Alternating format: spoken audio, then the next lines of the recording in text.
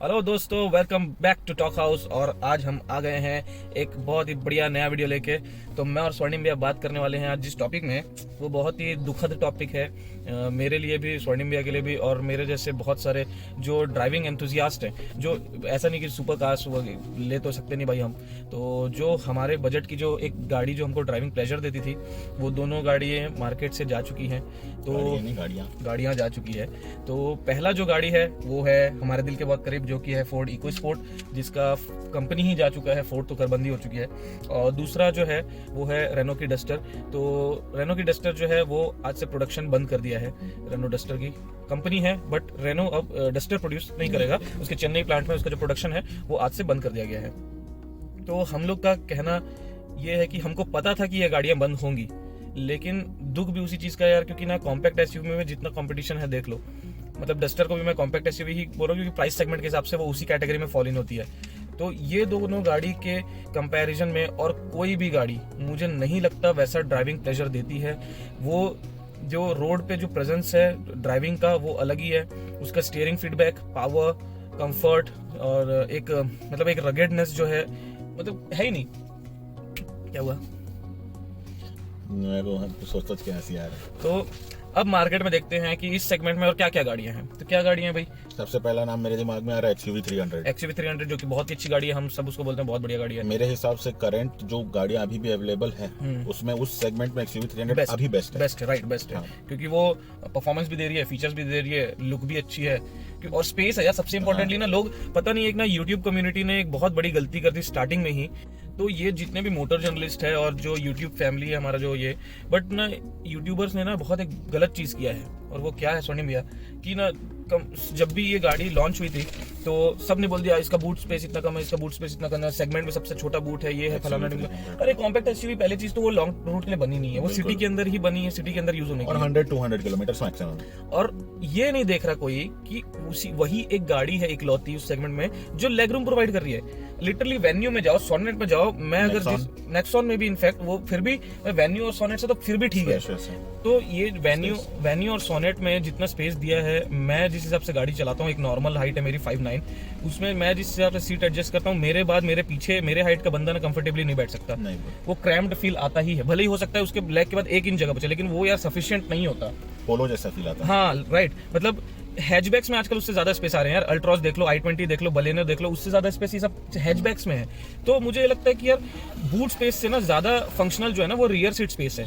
क्योंकि अगर 2 ही लोग को जाना है पहले चीज तो लगेज का कोई टेंशन है नहीं, पीछे सीट में डाल दो, और अगर फोल्ड कर लो। और अगर आप लोग को 4 लोग को जाना है ना भाई, तो मुझे नहीं लगता कि सोनेट, वेन्यू ये सब में भी आप लोग का लगेज फिट होने वाला है, क्योंकि ये सब गाड़ियां उसके लिए बनी नहीं है, पहला चीज। बिल्कुल। और उसके अलावा मेरे को ऐसा लगता है कि जो स्पेस को हर कोई बोलता है कि इतना लीटर, यार ठीक है, बट लीटर प्रैक्टिकल है कि आप प्रैक्टिकली सामान देखो कितना सामान आ रहा है। Exactly, litre is just number. हाँ देखो, क्योंकि देखो मेरे सेडान में, सियाज में 520 लीटर होगा, अगर गलत हो तो ठीक है, मतलब 5-10 ऊपर नीचे होगा, और डस्टर में उससे बूट स्पेस कम है ऑन पेपर। लेकिन सामान अगर ठूसने की, हम इंडियन जिस हिसाब से सामान ठूसते हैं, डस्टर में उससे डबल सामान आ जाता है इजीली। डस्टर से तो हम लोगों ने घर भी शिफ्ट किया घर शिफ्ट कर लिया भाई हम अपना। तो यार देखो, ये दो जो गाड़ी जो बंद हुई है ना, मैंने भी इनफैक्ट दिल्ली से, जहां हम रहते हैं रायपुर, वहां तक की इको स्पोर्ट्स में पूरा अपना सामान लेके शिफ्ट कर लिया था।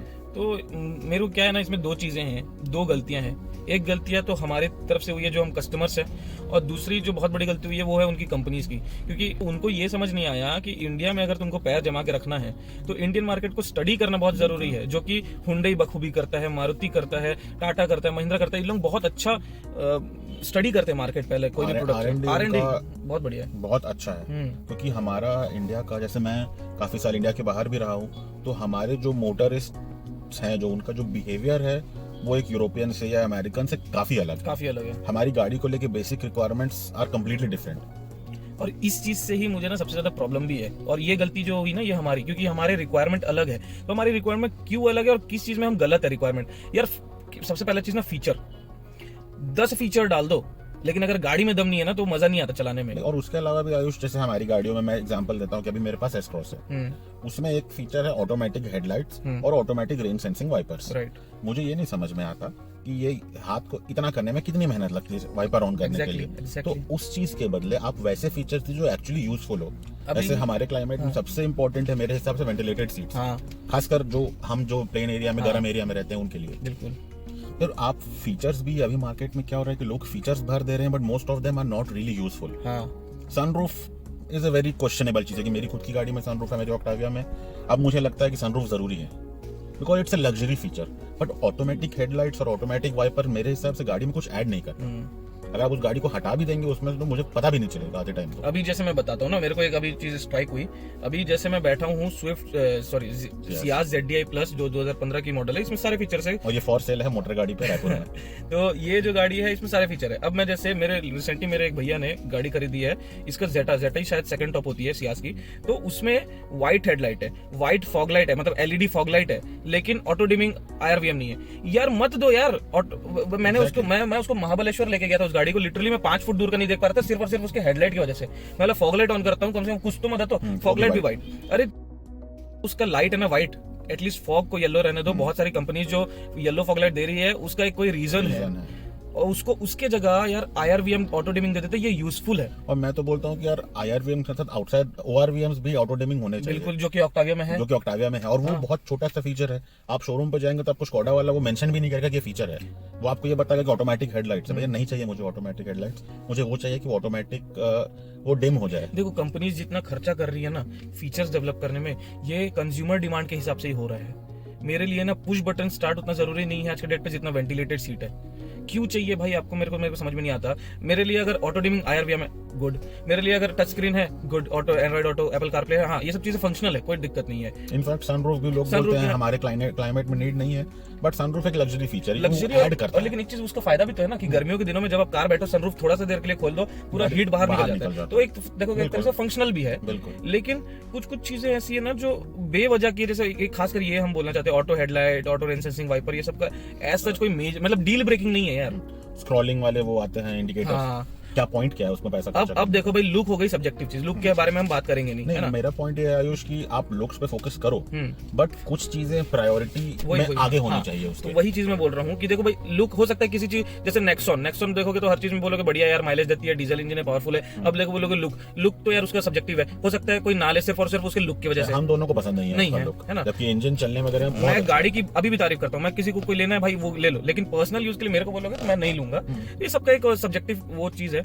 बट अब जो सबसे मेजर चीज है ना, उसकी राइड क्वालिटी, वो इन दोनों गाड़ियों जैसी नहीं दे सकता जो कंफर्ट, डस्टर और इको स्पोर्ट प्रोवाइड करते हैं। और इन दोनों का जो स्टीयरिंग फीडबैक है प्लस रगेडनेस, देखो सोनेट और वेन्यू तो टोटल डेड है, उसके स्टीयरिंग फीडबैक है ही नहीं है। इतना लोगों को लाइट स्टीयरिंग इतना लाइट स्टीयरिंग सिटी में इतना अच्छा लगता है। अरे एक बार हाईवे में निकल के देखोगे ना, पागल हो जाओगे यार। उसके अलावा भी मतलब लोग इतना कंप्लेन करते हैं कि हैवी स्टीयरिंग। यार आप जिसको हैवी स्टीयरिंग बोल रहे हो वो हैवी स्टीयरिंग नहीं है। That actually makes you control the wheel. आप जैसे मैंने मेरे एक फ्रेंड की क्रेटा डीजल में लेके गया था अबाउट 50 किलोमीटर दूर, तो उसका मुझे ऐसा लग रहा था मुझे स्टीयरिंग से पकड़ के रखना पड़ेगा क्योंकि इतना लाइट है, थोड़ा अगर मैंने हाथ टिका दिया तो वो मुड़ जाएगा। मैंने भी i20 रखा है ना, उसको भी उन्डी का स्टीयरिंग इतना लाइट होता है कि कॉन्फिडेंस ही नहीं आता। भले हो सकता है कि ना मुड़े उतने आसानी से, बट वो लाइट कॉन्फिडेंस नहीं आता। एग्जैक्टली। और जैसे देखो मैं ना इन दोनों का एक बहुत बड़ा डिफरेंस बताता हूँ। जो इको स्पोर्ट है ना, वो उसका सस्पेंशन ट्रैवल थोड़ा कम है, टायर प्रोफाइल थोड़ा कम है, तो बड़े झटके उसमें लगेंगे, है ना। लेकिन जो छोटे छोटे रफ पैचेस होते हैं ना, उसके ऊपर से वो लिटरली ग्लाइड करती है गाड़ी, और कोई अंदर कैबिन नॉइस नहीं, एकदम पूरा सॉफ्ट यार।